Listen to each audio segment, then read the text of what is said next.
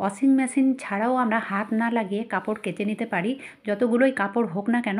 তো সেই টিপসটাই আমি তোমাদের সঙ্গে শেয়ার করব, যেটা হাত না লাগিয়ে মানে জলেও হাত দিতে হবে না আর কাপড়েও হাত দিতে হবে না।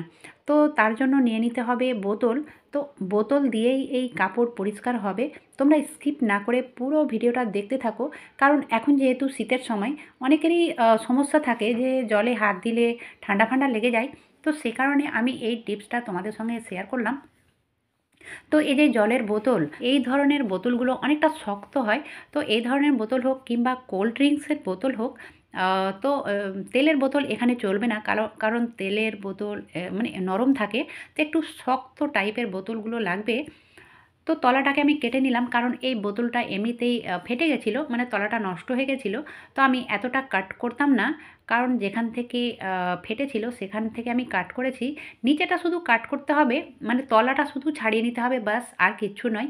এবারে যেটা করব সেটা হচ্ছে পুরো বোতলটাতে এইভাবে ফুটো করে নেব।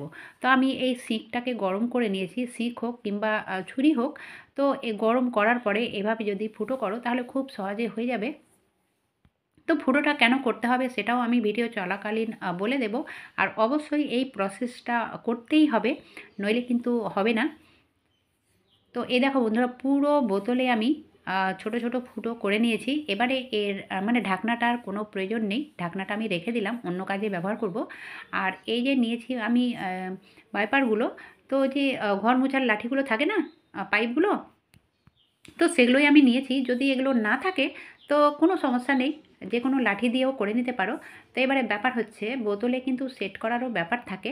তো এই লাঠিগুলো দিয়ে যখন করবে তখন সেই হিসেব করে লাঠিটা নিতে হবে, তাহলে সেট হয়ে যাবে। আর এটা দেখো আমি এই নিচেরটা খুলেছিলাম, তো আবার এইভাবে ভরে আর এটাকে সেট করে দেব, তাহলে বেশি ভালো হবে আর কি।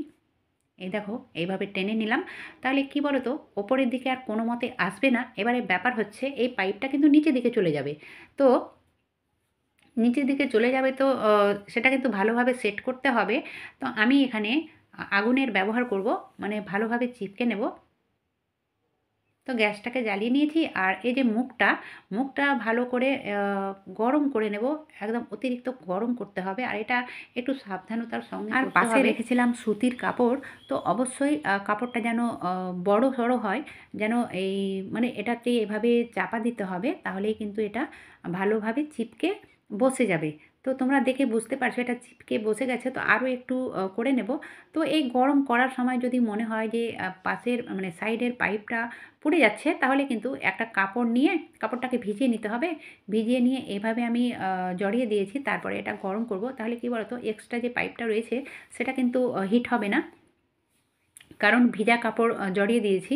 এবারে দেখো ভালোভাবে এটাকে গরম করে নিলাম, করার পরে এভাবে চিপে নেব। তো আমি ২ বার করাতেই কিন্তু এটা হয়ে গেছে। খুবই সহজ পদ্ধতি।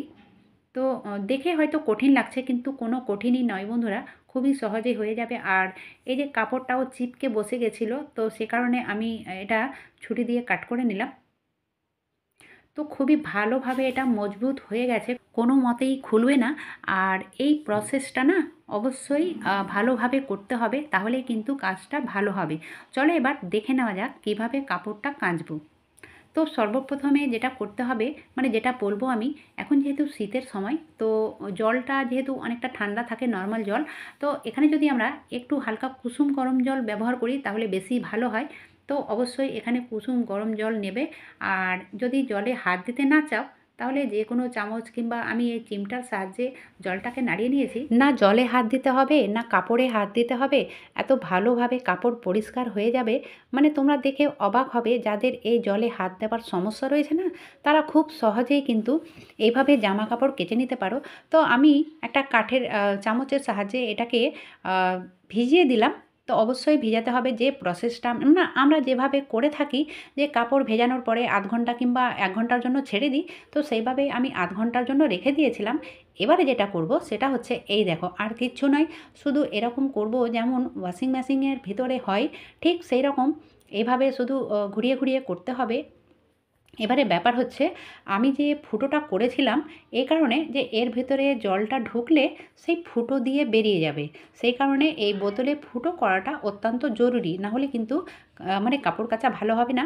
তো যাই হোক, এবারে ব্যাপার হচ্ছে এটাকে উল্টাপাল্টা করব, তার জন্য আমি চিমটার ব্যবহার করব। মানে এখন পর্যন্ত জলে হাত দিইনি, তো চিমটে দিয়ে কাপড়গুলোকে ওপর নিচ করে নিলাম, করার পরে আবারও এরকম করে নেব।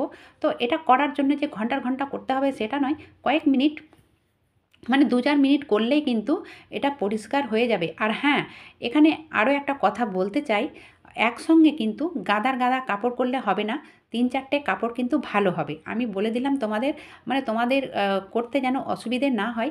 তো একটা বালতিতে 4টের বেশি কাপড় নিতে যাবে না, 4টে কাপড় দিলে কিন্তু খুব সহজেই হয়ে যাবে। তো এভাবে 2 মিনিট করলে 4টে কাপড় পরিষ্কার হয়ে যাবে। আর হ্যাঁ বন্ধুরা, এটা আমি সবাইকে করতে বলছি না, যাদের জলে হাত দিলে সমস্যা হয়, ঠান্ডা ঠান্ডা লাগে, তাদের জন্য এই টিপসটা অবশ্যই তোমরা এইভাবে মানে কাপড় কেচে নিতে পারো। তারপরে আবার হয়তো যদি বেশি কাপড় থাকে তাহলে আবারও 4টে কাপড় দিয়ে দেবে। তো এভাবে না পরিষ্কার করে নিতে পারো। এবারে ব্যাপার হচ্ছে এগুলোকে মানে ফ্রেশ জলে পরিষ্কার করতে হবে, মানে ধুয়ে নিতে হবে। তো সেটা কিভাবে করব? সেটা করার জন্য তো হাত লাগবে। তো না বন্ধুরা, একেবারে হাত লাগবে না, হাত না দিয়েই আমরা এই কাপড়গুলো পরিষ্কার করে নিতে পারি। তো আমি চিমটার সাহায্যে এক বালতি থেকে অন্য বালতিতে ট্রান্সফার করে নিয়েছি, আর করার পরে ওই বোতলটায় দিয়ে এইভাবে করে নেব।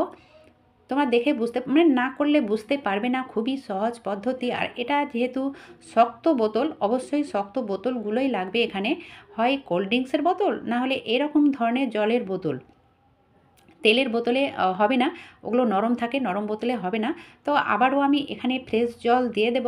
তো এইভাবে 3বার 4বার যতবার তোমরা পরিষ্কার করতে চাও সেইভাবে করে নিতে পারো, মানে যেভাবে আমরা হাত দিয়ে করি ঠিক সেভাবে এখানেও করে নিতে হবে।